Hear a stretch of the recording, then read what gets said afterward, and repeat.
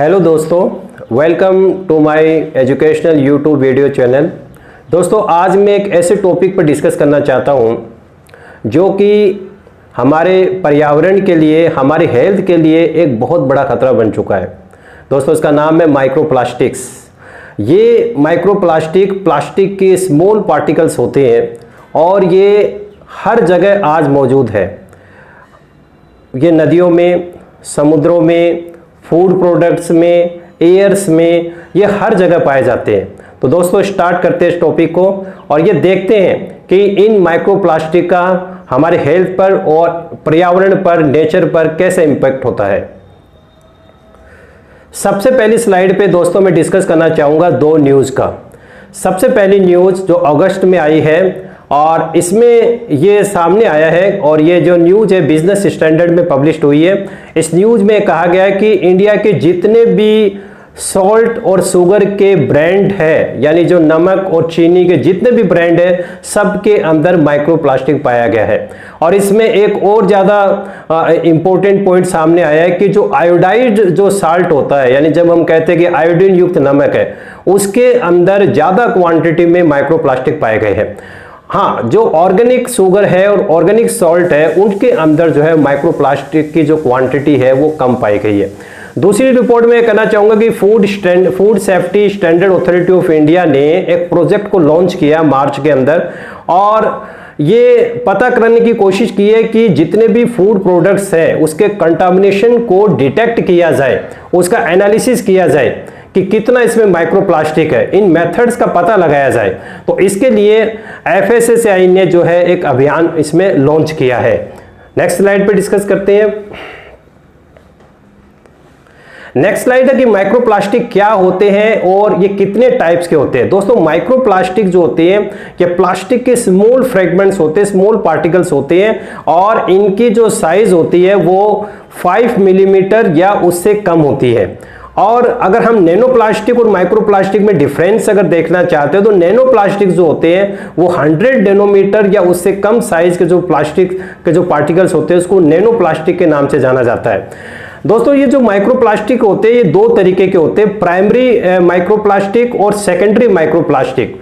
जो primary microplastics होते हैं वो हम खुद बनाते हैं, मैन्युफैक्चर्ड करते हैं, और इसमें इसको खास पर्पज के लिए बनाया जाता है। और इसमें क्या करते हैं कि जैसे कि माइक्रोबीड्स है, तो माइक्रोबीड्स जो होते हैं ये स्फेरिकल पार्टिकल्स होते हैं, माइक्रोप्लास्टिक होते हैं, और इनका इस्तेमाल जो है कॉस्मेटिक प्रोडक्ट्स में किया जाता है, जैसे कि फेस क्रीम में, फेस क्लीनर्स में, या कुछ टूथपेस्ट के अंदर इसका इस्तेमाल किया जाता है। इसी तरीके से जो माइक्रोफाइबर्स होते हैं उनको हम जो सिंथेटिक क्लोथिंग होती है, सिंथेटिक जो क्लॉथ्स बनाए जाते हैं उसके अंदर उसका इस्तेमाल करते हैं।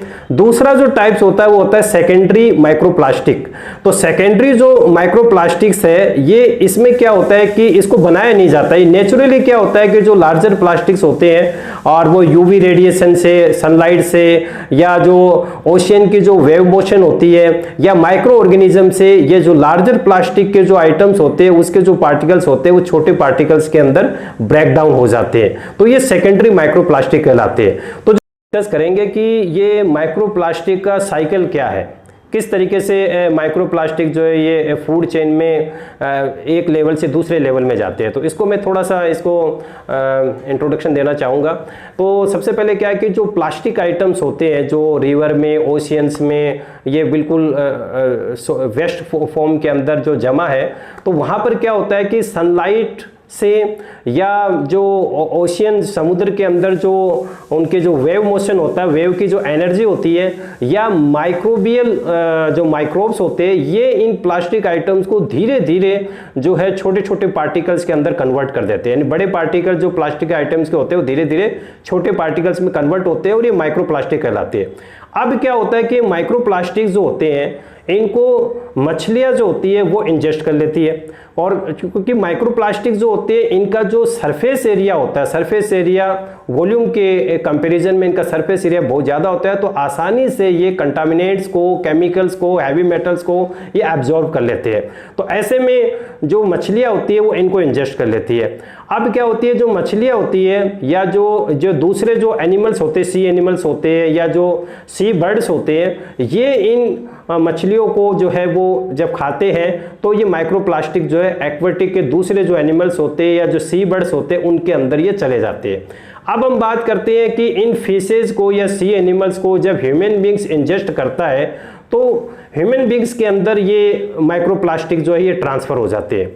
अब हम बात करेंगे जो ह्यूमन बींग्स जो होते हैं ये दो तरीके से इस माइक्रोप्लास्टिक को, मैंने जैसे पहले बताया, प्राइमरी माइक्रोप्लास्टिक और सेकेंडरी माइक्रोप्लास्टिक।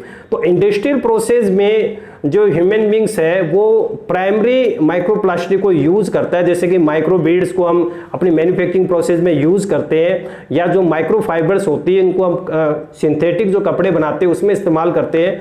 तो इंडस्ट्रियल प्रोसेस के अंदर ह्यूमन बींग जो है वो प्राइमरी माइक्रोप्लास्टिक को इस्तेमाल करता है और वो धीरे धीरे क्लाइमेट में रिलीज होते हैं। उसके बाद हम बात करते हैं जो प्लास्टिक लिटरिंग होती है। प्लास्टिक लिटरिंग का मतलब होता है जो वेस्ट प्लास्टिक मटेरियल्स होते हैं जो हम यूज कर जो है उसको डिस्कार्ड कर देते हैं। तो ये प्लास्टिक लिटरिंग से भी क्या होता है कि ये सेकेंडरी टाइप के माइक्रोप्लास्टिक होते हैं जो धीरे धीरे डिग्रेड हो जाते हैं, प्राइमरी माइक्रोप्लास्टिक के अंदर धीरे धीरे चेंज हो जाते हैं। अब एक चीज मैं यहाँ कहना चाहूंगा कि हम कहते हैं कि जो प्राइमरी माइक्रोप्लास्टिक्स होते हैं जो कि कुछ कॉस्मेटिक आइटम्स या टूथपेस्ट के अंदर या फेशियल क्रीम, फेशियल क्लीनर्स के अंदर ये इसको इस्तेमाल किया जाता है। जब हम इनको इस्तेमाल करते हैं और जब हम वॉश आउट करते हैं उन क्रीम्स को या क्लीनर्स को आप धोते हैं तो ये ड्रेन के थ्रू ये जो माइक्रोप्लास्टिक्स होते हैं ये वाटर सिस्टम से होते हुए वाटर सिस्टम से होते हुए रिवर्स में, ओशियंस में ये फाइनली वहां पर पहुंच जाते हैं।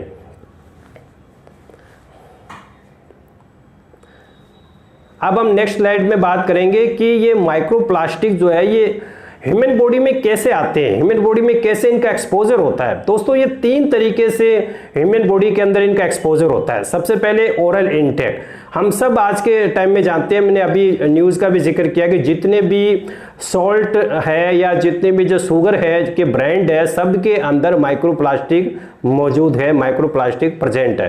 तो ओरल इंटेक से आसानी से हमारी बॉडी में जाती है, जो कि ड्रिंकिंग वाटर है, फूड आइटम है, जब फूड की जो पैकेजिंग मटेरियल होता है या बेबी टीट की जो बेबी बोटल्स ही आती है, इन सब के अंदर माइक्रोप्लास्टिक जो है वो प्रेजेंट होता है और आसानी से हमारी बॉडी के अंदर एंटर कर जाते हैं। दूसरा जो होता है जो क्लाइमेट है, एनवायरनमेंट है, इस एयर जो है इसके अंदर भी माइक्रोप्लास्टिक प्रेजेंट है, इनविजिबल होते हैं, हमें दिखाई नहीं देते, तो इनहेलेशन के थ्रू जो है ये हमारे बॉडी में एंटर कर जाते हैं।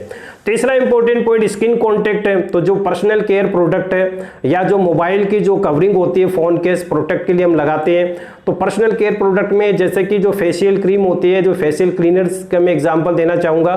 तो जैसा मैंने आपको बताया कि ये जब हम अप्लाई करते हैं हमारी स्किन के ऊपर तो ये स्किन बैरियर का काम करती है, हमारी बॉडी में तो जाएगी नहीं लेकिन ये स्किन के ऊपर डिपॉजिट हो जाते हैं, उस पर ये हार्मफुल इंपैक्ट दे सकते हैं। इसी तरह से जो मोबाइल फोन का जो कवर होता है, जो केस होता है, वो हमारे हैंड के ऊपर जो है वो माइक्रोप्लास्टिक जो है डिपॉजिट हो सकते हैं।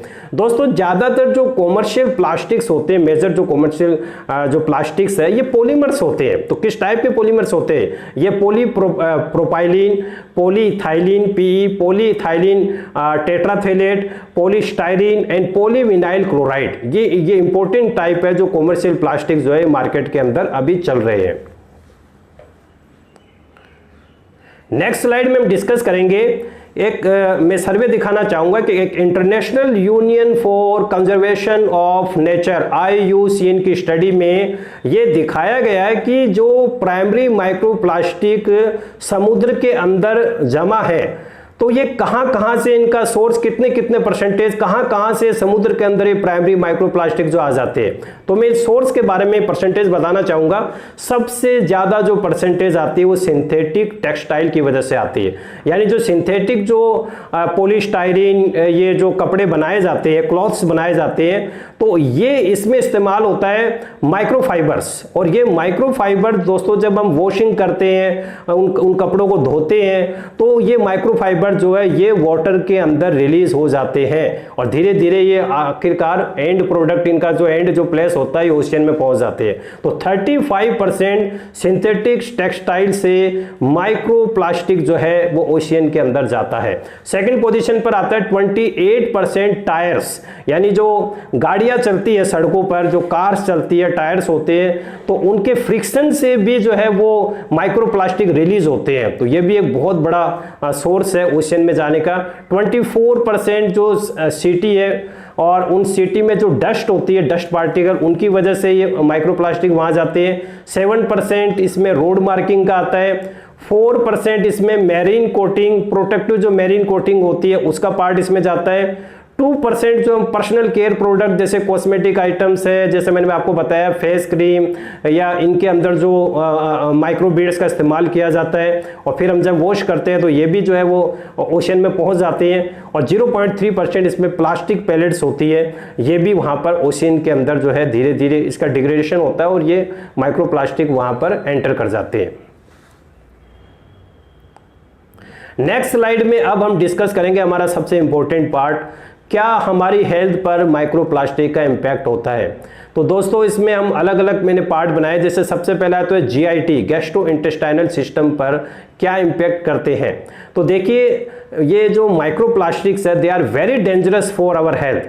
अगर हम गैस्ट्रो इंटेस्टाइनल सिस्टम की बात करें तो हमारे इंटेस्टाइनल जो माइक्रोबायोम है, यानी हमारा जो लार्ज इंटेस्टाइन है उसमें जो बैक्टीरिया है वो बैक्टीरिया बेनिफिशियल बैक्टीरिया है, वो हमारी बॉडी के इम्यून सिस्टम को भी बढ़ाते हैं, वो कॉन्स्टिपेशन को भी दूर करते हैं और अलग अलग चीज़ें से जो है हमें फ़ायदा पहुंचाते हैं। तो अगर हम ये माइक्रोप्लास्टिक हमारी बॉडी के अंदर जाएंगे तो इंटेस्टाइनल माइक्रोबायोम जो होता है उसके ऊपर उसकी संख्या, उसकी जो नंबरिंग है वो कम हो सकती है।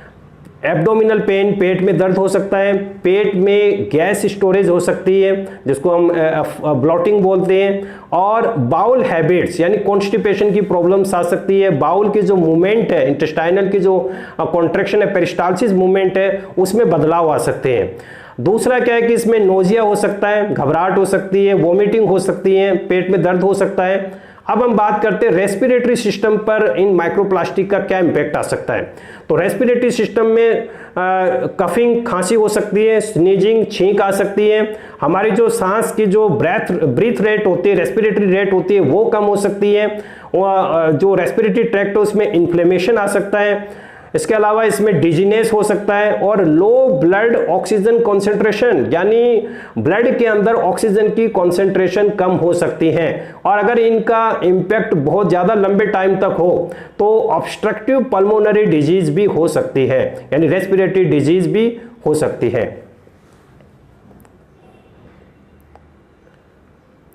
नेक्स्ट हम डिस्कस करेंगे ब्लड और इम्यून सिस्टम पर इनका क्या इम्पैक्ट होता है। तो इम्यून सिस्टम जो है वो वीक हो जाता है, ये एनिमल स्टडीज में पाया गया है। साइटोकाइन का प्रोडक्शन कम हो जाता है और हमारी बॉडी का जो इम्यून सिस्टम है वो इसमें बिल्कुल लो चला जाता है। अब हम बात करते हैं ब्रेन और नर्वस सिस्टम पर इन माइक्रोप्लास्टिक का क्या इम्पैक्ट होता है। तो देखिए माइक्रोप्लास्टिक हमारे लंग्स के अंदर प्रेजेंट होते हैं, ब्लड में प्रेजेंट होते हैं, लीवर में प्रेजेंट होते हैं, लगभग ये हर ऑर्गन्स में होते हैं और ये ब्लड ब्रेन बैरियर को क्रॉस कर सकते हैं। तो ऑक्सीडेटिव स्ट्रेस हो सकता है, यानी इसमें फ्री रेडिकल्स जो है बहुत ज़्यादा हमारी बॉडी में बन जाएंगे और उनको न्यूट्रलाइज करने वाले कंपोनेंट कम हो जाएंगे। तो ऑक्सीडेटिव स्ट्रेस की पोजीशन अगर होगी तो हमें क्रोनिक डिजीज हो सकती है, हाइपरटेंशन हो सकता है, डायबिटीज हो सकती है। इसके अलावा चेंज इन न्यूरोट्रांसमीटर लेवल, तो न्यूरोट्रांसमीटर का लेवल भी बदल सकता है, जैसे नोरेडिनिन का लेवल, सेरोटोनिन का लेवल। तो हमारी बॉडी का जो इंपॉर्टेंट न्यूरोट्रांसमीटर एसिटाइल कोलिन है उनके लेवल में बदलाव आ सकता है। दूसरा, अगर ये पार्टिकल से एक्सपोजर होगा तो सेल डैमेज हो सकती है, जैसे मैंने बताया साइटोटॉक्सिसिटी हो सकती है, ब्रेन के अंदर इन्फ्लेमेशन आ सकता है क्योंकि ब्लड ब्रेन बैरियर को क्रॉस कर जाते हैं तो ब्रेन में सूजन आ सकती है। इसके अलावा इसमें न्यूरोलॉजिकल डिसऑर्डर भी हो सकते हैं। नेक्स्ट स्लाइड में हम डिस्कस करेंगे कि माइक्रोप्लास्टिक का एक बहुत इंपॉर्टेंट इंपैक्ट होता है एंडोक्राइन सिस्टम पर। दोस्तों जो हमारे हार्मोन्स का प्रोडक्शन है, हार्मोन्स का रिलीज होना, हार्मोन का ट्रांसपोर्ट होना, हार्मोन्स का मेटाबॉलिज्म होना, ये सारी चीजें इससे इंपैक्ट हो सकती है। स्पेशली एंडोक्राइन सिस्टम डिस्टर्ब हो जाएगा। एंडोक्राइन अगर डिसऑर्डर होगा तो इसमें जैसे बहुत बड़ी प्रॉब्लम आ सकती है, जैसे पिट्यूटरी ग्लैंड जो होती है वो ग्रोथ से रिलेटेड है तो ग्रोथ रिटार्ड हो सकती है, फैटिग आ सकता है, थकान आ सकती है। इसके अलावा मेन्यूट्रिशन जो साइकिल्स है उसमें बदलाव आ सकते हैं, इनफर्टिलिटी हो सकती है। इसमें ब्लड प्रेशर जो है वो लो हो सकता है, ज्यादा हो सकता है, ब्लड ग्लूकोज का लेवल चेंज हो सकता है, अलग अलग इसमें लेवल चेंज हो सकता है। तो मेटाबॉलिक डिसऑर्डर हो सकते हैं, डेवलपमेंट डिसऑर्डर हो सकते हैं, जैसे मैंने आपको बताया कि पिट्यूटरी ग्लैंड के हार्मोन्स का इंपैक्ट आएगा तो डेवलपमेंट डिसऑर्डर आ सकते हैं, मेटाबॉलिक डिसऑर्डर आ सकते हैं इसमें। और इसके अलावा reproductive disorder, this is very important, infertility हो सकती है, मिसकैरेज हो सकता है कि प्रेग्नेंट वुमेन में जो प्रॉब्लम्स है। तो अब हम नेक्स्ट स्लाइड में डिस्कस करेंगे। अभी हमने बात की कि ह्यूमन हेल्थ पर, तो मैंने आपको ये कहा कि ये पूरे नेचर के ऊपर इसका इम्पैक्ट, पूरे एनवायरनमेंट के ऊपर ये इम्पैक्ट करती है, ये सोइल के ऊपर इम्पैक्ट करती है, एनिमल्स के ऊपर इम्पैक्ट करती है, प्लांट्स के ऊपर इम्पैक्ट करता है, बर्ड्स के ऊपर भी, जो पक्षी होते हैं उनके ऊपर भी इनका बैड इम्पैक्ट होता है। तो इसको भी थोड़ा सा हम डिस्कस कर लेते हैं। एनिमल्स के ऊपर इनका क्या इंपैक्ट होता है, माइक्रोप्लास्टिक अगर एनिमल की बॉडी में जाएंगे तो ये क्या इंपैक्ट करेंगे।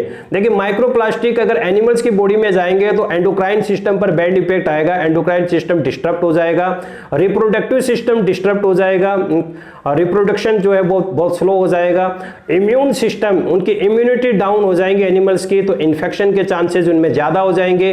अगर हम बर्ड्स की तरफ इस पर देखें कि जो बर्ड्स होते हैं, स्पेशली मैं सी बर्ड्स की बात करूंगा क्योंकि वहां पर सी बर्ड्स जो है वो ज्यादा इसको इंजेस्ट करते हैं और स्मॉल जो फिशेज होती है, मछलियां होती है, उनको वो खाते हैं। और आपने देखा कि माइक्रोप्लास्टिक जो है तो मछलियों में बहुत ज्यादा होता है। तो बर्ड्स के अंदर अगर ये माइक्रोप्लास्टिक जाएंगे तो उनके ऊपर क्या बैड इंपैक्ट आएगा। तो देखिए बर्ड्स में डाइजेस्टिव सिस्टम ब्लॉक हो सकता है, और सोचिए डाइजेस्टिव सिस्टम अगर ब्लॉक हो गया तो मेल न्यूट्रिशन हो जाएगा और जो बर्ड्स है वो डेड हो जाएंगे क्योंकि उनमें स्टारवेशन आ जाएगा।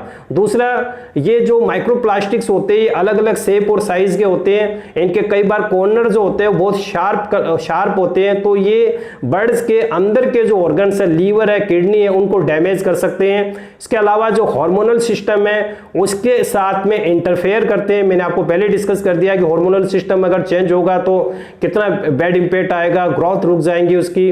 और दूसरा, इम्यून सिस्टम जो है वो बर्ड्स का स्लो हो जाएगा, लो हो जाएगा, जिसकी वजह से जो है वो वीकनेस आएंगी, वो जो बर्ड्स है उड़ नहीं पाएंगे और रिप्रोडक्शन भी नहीं कर पाएंगे।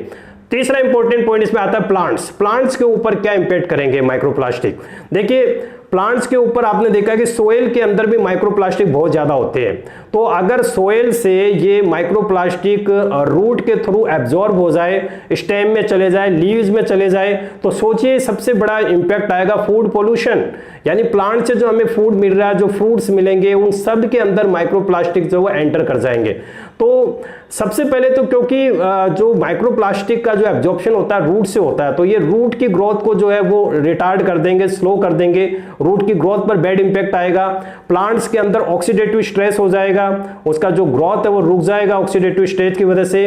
प्लांट के अंदर जो लीफ का जो ग्रोथ हो रहा है वो कम हो जाएगा और फोटोसिंथेसिस की जो रेट है वो भी कम हो जाएंगी। अब हम बात करते हैं सोइल। तो सोइल के ऊपर भी इसका बैड इंपैक्ट आता है क्योंकि एग्रीकल्चर में जो सोइल है वो बहुत इंपॉर्टेंट रोल प्ले करती है। तो पूरे एग्रीकल्चर सिस्टम के लिए एक खतरा बन गए माइक्रोप्लास्टिक, क्योंकि सोइल की स्ट्रक्चर जो है वो डिस्ट्रॉय हो जाएंगी और सोइल के अंदर जो फिल्ट्रेशन कैपेबिलिटी है, जो इरिगेटेड वाटर की, रेन वाटर को जो वो फिल्टर करती है, वो कैपेबिलिटी खत्म हो सकती है। वाटर को होल्डिंग करने की जो कैपेबिलिटी होती है सोइल के अंदर वो जो है वो डैमेज हो जाएंगी। नेक्स्ट स्लाइड में दोस्तों हम डिस्कस करेंगे कि कैसे हम इस माइक्रोप्लास्टिक के पॉल्यूशन को कम करें हमारे डेली लाइफ में। हम क्या कर सकते हैं, हम कितने अवेयर हो सकते हैं, ये जो डेंजरस खतरा है हमारे ऊपर, इसको कैसे कम किया जा सकता है। तो सबसे पहला पॉइंट है buy organic cloth. Organic cloths अगर हम खरीदेंगे और सिंथेटिक क्लॉथिंग से अगर बच जाए, क्योंकि मैं ये बताना चाहूंगा कि सिंथेटिक जो क्लॉथिंग होती है उसको जब वॉश किया जाता है तो वॉश करने से क्या होता है कि माइक्रोफाइबर जो इसके अंदर प्रेजेंट होते हैं वो वॉशिंग वाटर के अंदर रिलीज हो जाते हैं ड्रेन वाटर में, और धीरे धीरे ये जो है वो पहुंचते पहुंचते रिवर्स में चले जाते हैं, ओशियन में चले जाते हैं। दोस्तों अगर आप ऑर्गेनिक क्लोथ्स को नहीं भी खरीद पा रहे हैं तो, और अगर आप सिंथेटिक क्लोथ्स को इस्तेमाल कर रहे हैं तो किन बातों का ध्यान रखना होगा। आप कोल्ड वाटर के अंदर हमें जो है सिंथेटिक कपड़ों को धोना चाहिए ताकि माइक्रोफाइबर्स का जो रिलीज है वो कम हो। दूसरा पॉइंट इसमें, अगर हॉट वाटर इस्तेमाल ज्यादा करेंगे तो माइक्रोफाइबर ज्यादा रिलीज होंगे, तो ये माइक्रोप्लास्टिक जो है वो ज्यादा वॉशिंग वाटर के अंदर एंटर कर जाएंगे। दूसरा इसमें इंपॉर्टेंट पॉइंट ये है कि डिटर्जेंट का ज्यादा यूज नहीं करना चाहिए। अगर आप डिटर्जेंट को ज्यादा इस्तेमाल करेंगे तो माइक्रोफाइबर जो है वो ज्यादा रिलीज होंगे और वो वॉशिंग के थ्रू जो है ज्यादा एनवायरनमेंट में रिलीज होंगे। दूसरा इंपॉर्टेंट पॉइंट है change how you to laundry. तो मैंने ये पहले डिस्कस कर दिया है कि हमें अपनी वॉशिंग की प्रोसेस को बदलना पड़ेगा। वॉशिंग को लॉन्ग टाइम तक नहीं करें, हॉट वाटर से वॉशिंग नहीं करना चाहिए, डिटर्जेंट का ज़्यादा इस्तेमाल नहीं करना चाहिए ताकि माइक्रोफाइबर्स का रिलीज जो है वो एनवायरनमेंट में कम हो। नेक्स्ट पॉइंट है avoid single use plastic. Single use plastic का इस्तेमाल करने से बचे, क्योंकि जो सिंगल यूज प्लास्टिक्स होते हैं उसको हम वेस्ट प्रोडक्ट के रूप में डिस्कार्ड कर देते हैं, और यही सिंगल प्लास्टिक पर धीरे धीरे इनका डिग्रेडेशन होने से माइक्रोप्लास्टिक बनते हैं। और दोस्तों माइक्रोप्लास्टिक जो है वो बायोडिग्रेडेबल होते हैं, वो आगे डिग्रेड नहीं हो पाते, तो ये हमारी हेल्थ के लिए, क्लाइमेट के लिए, एनवायरनमेंट के लिए खतरा बन जाते हैं। तीसरा इंपॉर्टेंट पॉइंट इसमें बाय प्लास्टिक फ्री कॉस्मेटिक। जहां तक हो सके जो कॉस्मेटिक्स वो माइक्रोप्लास्टिक फ्री होना चाहिए, उसको खरीदना चाहिए, क्योंकि जो जनरली हम जो कॉस्मेटिक लेते हैं, जैसे हम फेस क्रीम ले रहे हैं या फेस क्लीनर ले रहे हैं, उसमें क्या होता है कि माइक्रो बीड्स मिला होता है। तो ये माइक्रो बीड्स को मिलाना उसमें ज़रूरी होता है टेक्सचर के लिए। तो ये अगर होगा तो उसमें जब आप वॉशिंग करोगे तो वॉश करने पर क्या होगा कि माइक्रोप्लास्टिक जब वाटर के थ्रू जो है वो क्लाइमेट में चले जाएंगे। नेक्स्ट पॉइंट इसमें रिड्यूस सेल फिश कंजप्शन। देखिए जो सी एनिमल्स है, तो सी एनिमल्स में बहुत सारे लोग जो है सी एनिमल्स को इंजेस्ट करते हैं, तो सी एनिमल्स का इस्तेमाल जो है कम कर देना चाहिए, क्योंकि हम सब जानते हैं कि सबसे ज़्यादा माइक्रोप्लास्टिक की क्वांटिटी समुद्र में है। तो वहाँ के सी एनिमल्स को अगर आप कंज्यूम करेंगे तो माइक्रोप्लास्टिक की कंसेंट्रेशन उनमें बहुत ज़्यादा होती है, और ये हमारी बॉडी के लिए बहुत बड़ा खतरा बन सकते हैं। नेक्स्ट इंपॉर्टेंट पॉइंट है यूज पब्लिक और अल्टरनेटिव ट्रांसपोर्टेशन। देखिए हमें ज्यादातर पब्लिक और अल्टरनेटिव ट्रांसपोर्टेशन यूज करना चाहिए, जैसे ट्रेन है, बस है, क्योंकि सड़क के ऊपर ज्यादा कार चलेंगी, टायर्स ज्यादा चलेंगे, तो टायर और सड़क के बीच में जो फ्रिक्शन होता है, जो घर्षण होता है, उसकी वजह से जो है ये माइक्रोप्लास्टिक जो है वो क्लाइमेट में ज्यादा रिलीज होते हैं। नेक्स्ट पॉइंट है don't microwave your food in plastic. Plastic के कंटेनर में माइक्रोवेव के अंदर जो हम फूड बनाते हैं उसमें नहीं बनाएं, क्योंकि प्लास्टिक अगर हीट होगा तो उसमें माइक्रोप्लास्टिक के चांसेस ज़्यादा बढ़ते हैं फूड में जाने के। नेक्स्ट पॉइंट है रेगुलरली डस्ट एंड वैक्यूम। तो अपनी जो डस्ट पार्टिकल है उसको रेगुलरली साफ करना चाहिए, वैक्यूम क्लीनर होना चाहिए, और जिससे क्या होगा कि जो एनवायरनमेंट है, जो क्लाइमेट है, जो एयर है, तो एयर में जो है वो माइक्रोप्लास्टिक्स की जो क्वांटिटी या पार्टिकल्स की संख्या कम हो जाएंगी। और लास्ट पॉइंट आता है सपोर्ट एनवायरमेंटल सस्टेनेबिलिटी पॉलिसीज। इसमें भी मैं 2-3 पॉइंट बताना चाहूंगा एनवायरमेंटल सस्टेनेबिलिटी पॉलिसीज के अंदर। पहला तो जो प्लास्टिक के जो वेस्ट प्रोडक्ट्स हैं उसके ऊपर मैं बात करना चाहूंगा कि प्लास्टिक की जगह ऑल्टरनेटिव को यूज करें, जैसे कार्डबोर्ड का इस्तेमाल करें या ग्लास का इस्तेमाल करें, क्योंकि प्लास्टिक की जगह अगर आप ऑल्टरनेटिव यूज करेंगे तो ऑटोमेटिकली क्या होगा कि प्लास्टिक को अगर इस्तेमाल करेंगे तो माइक्रोप्लास्टिक्स की क्वांटिटी बढ़ेंगी, वो डिग्रेड होंगे। दूसरा इंपॉर्टेंट पॉइंट जो वाटर ट्रीटमेंट है, तो जो वाटर ट्रीटमेंट में क्या होता है कि हम वाटर को अगर फिल्टर करेंगे तो उससे भी माइक्रोप्लास्टिक की क्वांटिटी जो है वाटर सिस्टम में कम हो सकती है। स्पेशली जो मेम्ब्रेन फिल्ट्रेशन मेथड है, कोगुलेशन मेथड है, केमिकल ऑक्सीडेशन मेथड है, बहुत सारे ऐसे मेथड है जिसमें वाटर का ट्रीटमेंट कर सकते हैं और माइक्रोप्लास्टिक की जो क्वांटिटी उसमें भी कम हो सकती है। तीसरा इको फ्रेंडली मटेरियल इस्तेमाल करें। ऐसे मटेरियल को हमें प्रोड्यूस करना चाहिए, प्लास्टिक का ऑल्टरनेट हो जो कि डिग्रेडेबल हो, और अगर आप प्लास्टिक को यूज भी कर रहे हो तो कम से कम हमें उस प्लास्टिक को डिस्कार्ड नहीं करना चाहिए, चाहिए, उसे वापस रीयूज करना चाहिए। तो ये अवेयरनेस है, ये प्रिकॉशन है, अगर हम इनको इस्तेमाल करेंगे तो डेफिनेटली हम जो है माइक्रो प्लास्टिक के अगेंस्ट जो है हमारी फाइट को जीत सकते हैं। अदरवाइज ये माइक्रो प्लास्टिक आने वाले टाइम में, आने वाले फ्यूचर के लिए, हमारे बच्चों के हेल्थ के लिए एक बड़ा खतरा बन सकते हैं। तो दोस्तों, कैसे लगा आपको ये video? Please subscribe my channel, like my channel. Thank you so much.